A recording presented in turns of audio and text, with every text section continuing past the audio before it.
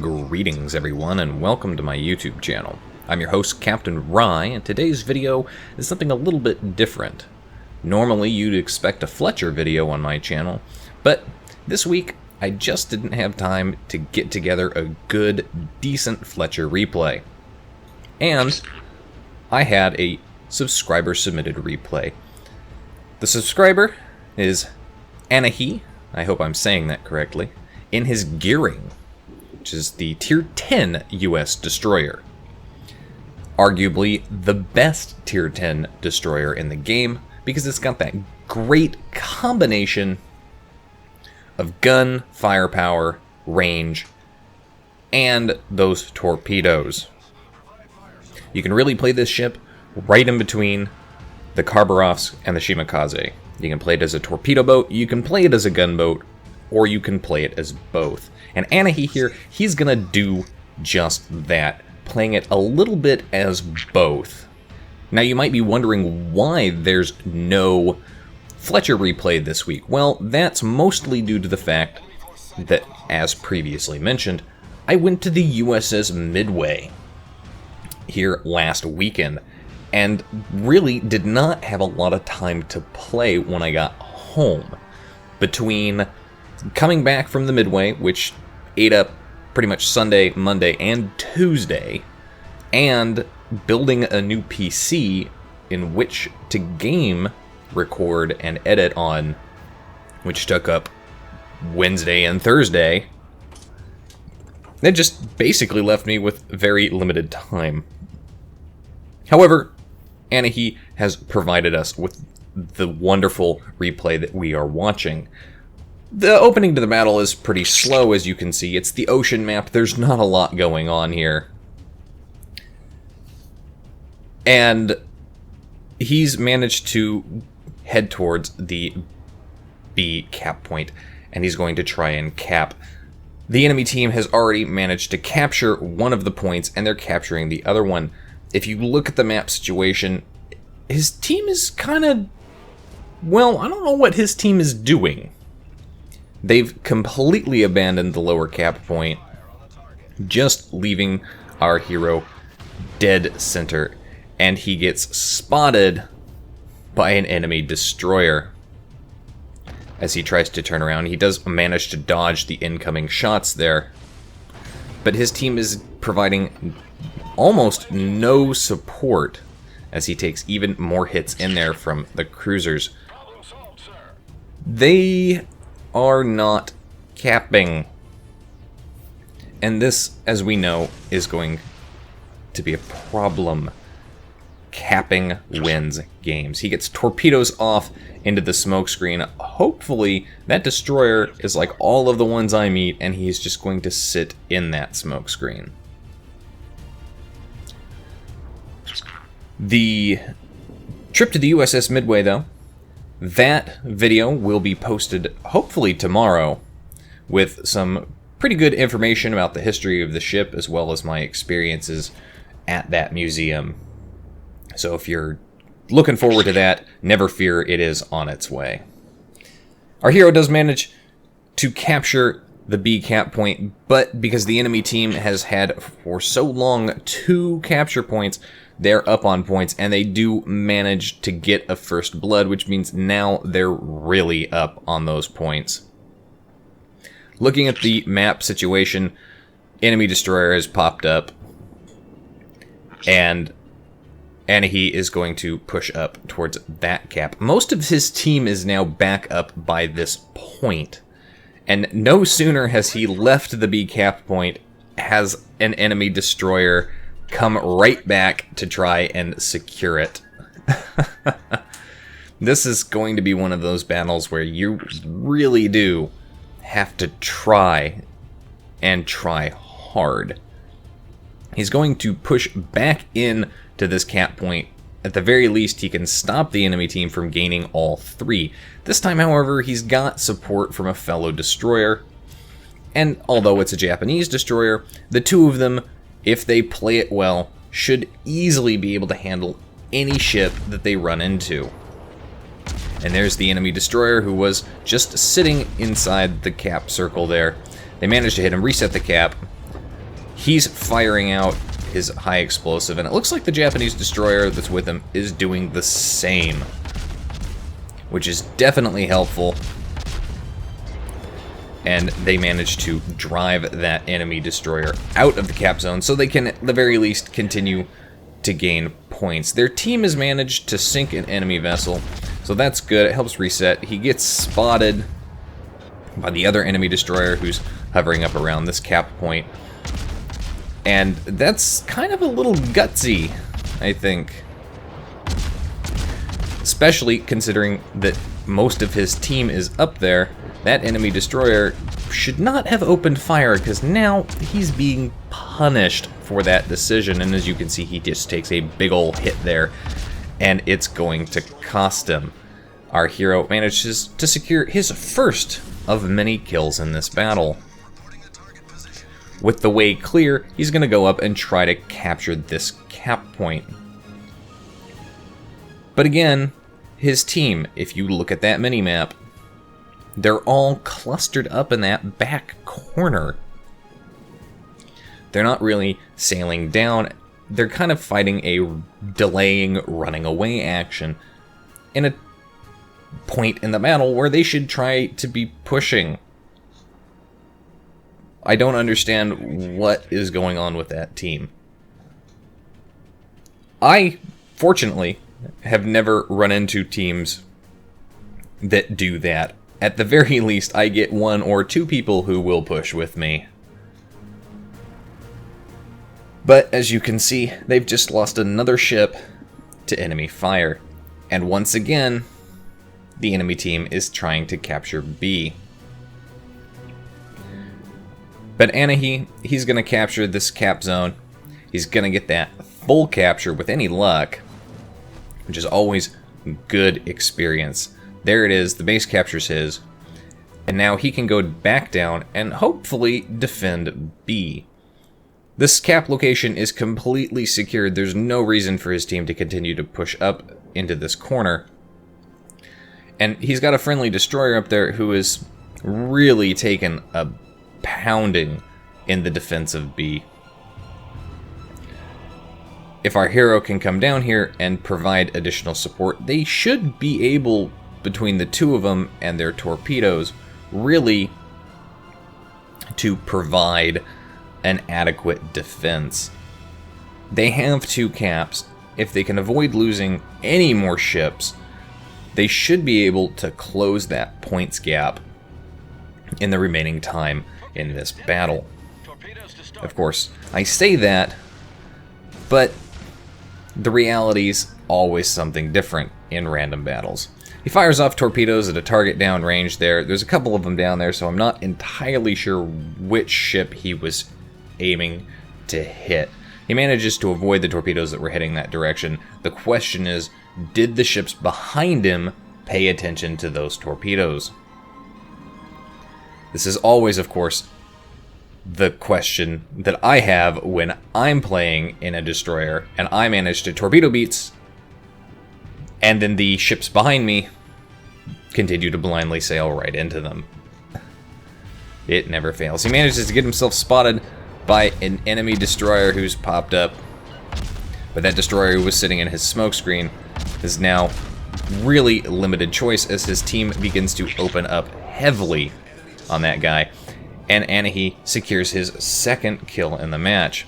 His torpedoes are still running, and that's something that I will say that the gearing does have the advantage over the Fletcher, is in its torpedo range.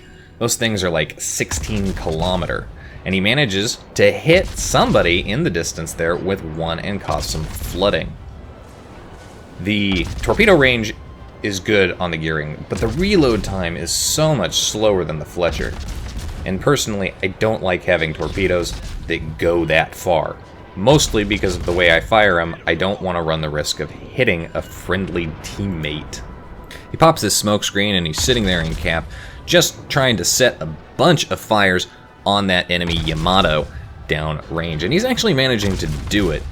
Now, between the fires and the flooding he's caused, there's torpedoes coming through his smoke screen, so we know there's a destroyer back over there. Between the fires he's setting on that Yamato and the flooding he caused with his torpedo earlier, he's putting himself into a pretty good position to secure a Witherer medal. If you've seen some of my other videos, you'll know that I only have 2 of these. So it's just not something that I ever really get. So when I see somebody get one, I always think that it's a little impressive, because they managed to hit somebody and set them on fire repeatedly, like he's doing to this Yamato, or they managed to hit him with torpedoes and cause flooding, and the enemy is just not able to repair it or won't repair it, and they're able to just rack up the damage and get that done. Loses the chance to secure the kill on the Yamato. A little disappointing. Friendly cruiser up here who's sitting in his smoke screen. Cruiser's smoke screen has just disappeared, and I'm not sure if he's detected yet. Anahe's going to go ahead and try and get torpedoes off at this battleship in the distance, but he's got to get past this cruiser. Of course, as you know, the standard rule of thumb when playing in a destroyer is to never fire torpedoes from behind your allies. He's now in a position where there's no way his friendly ship can come up and run into his torpedoes. As you can see, he's backing up, and our hero is in front. He's got torpedoes out in the distance at what I can assume was one of those battleships back there. Why he decided to switch over, I'm not sure. He's got a pretty good target in front of him, but the target is maneuvering. Another enemy ship pops up there. A little bit of a surprise for some of the players on his team, and they have continued to lose ships. And that British cruiser, well, he just took a big old hit of armor piercing. He's caught out in the open. His smoke screen is up. He pops it, but it's not going to save him, as that armor piercing salvo in from the battleship in the distance there manages to finish him off.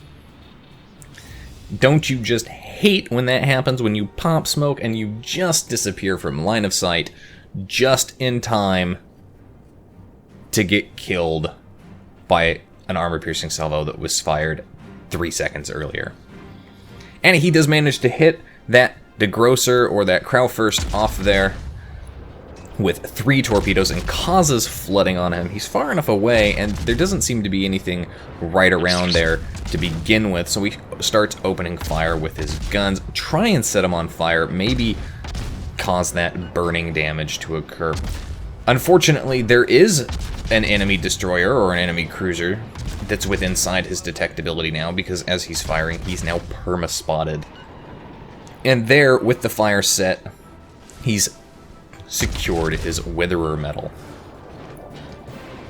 But surprisingly enough, he's secured his Witherer medal, but he hasn't yet secured a Confederate or a high caliber. But that will change as he continues to rack up the damage done. He's firing armor piercing at this Atago, and he's doing pretty good, but he's going to switch back over to high explosives. That Atago starts turning away. He manages to secure the kill on that German battleship through fire as he floods and burns to death, giving him his 3rd or 4th kill now. I'm not entirely sure I remember. I think it's his 3rd. But he's going to continue punishing this Atago off in the distance, knocking out models, doing as much damage, secures, that would be his 4th kill.